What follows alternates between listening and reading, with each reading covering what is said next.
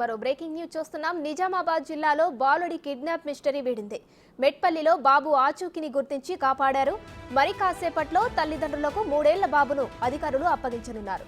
పోలీసుల అదుపులో 2 కిడ్నాపర్లు ఉన్నారు. వీరు ఆర్మూర్కు చెందిన వారుగా గుర్తించారు.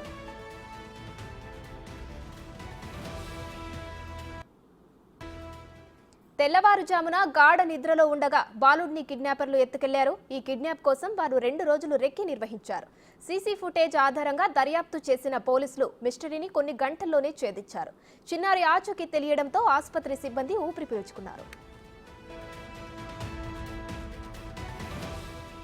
దీనికి సంబంధించిన మరిన్ని డీటెయిల్స్ మా ప్రతినిధి రాజేష్ ఫోన్ లైన్ లో అందిస్తారు. రాజేష్, చెప్పండి, మొత్తానికి మెట్పల్లిలో చిన్నారి కిడ్నాప్ అయితే కథ సుఖాంతమైంది. ప్రస్తుతం బాబుని మరి కాసేపట్లో తల్లిదండ్రుల వద్దకు చేర్చనున్నారు.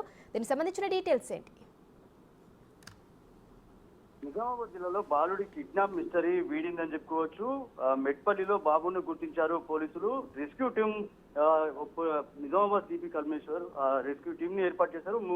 2 ఐడి పార్టీలను ఏర్పాటు చేశారు. మరి కాసేపట్లో తల్లిదండ్రులకి 3 ఏళ్ల బాబుని అప్పగించున్నారని చెప్పి ఇప్పటివరకే సమాచారం వస్తుంది. పోలీసుల అదుపులో ఆర్మూర్కి చెందిన 2 కిడ్నాపర్లు ఎవరైతే ఉన్నారో వాళ్ళు పోలీసులు అదుపులో ఉన్నారు. అక్కడి నుంచి కిడ్నాప్ చేసి మెట్పల్లి వాసులకి విక్రయించినట్టుగా పోలీసులు అయితే గుర్తించారు. సీసీ ఫుటేజ్ కి సంబంధించి ఆధారంగా దర్యాప్తు చేపట్టిన మిస్టరీ ఛేదించిన పోలీసులు ఎవరైతే ఉన్నారో ప్రస్తుతం మరికొద్దిసేపట్లో నిజామాబాద్ రానున్నట్లు తెలుస్తుంది. బాబు కిడ్నాప్ కు 2 రోజులుగా ఆసుపత్రిలో రెక్కి నిర్వహించారని తెలుస్తుంది. తెల్లవారుజామున గాఢ నిద్రలో ఉన్న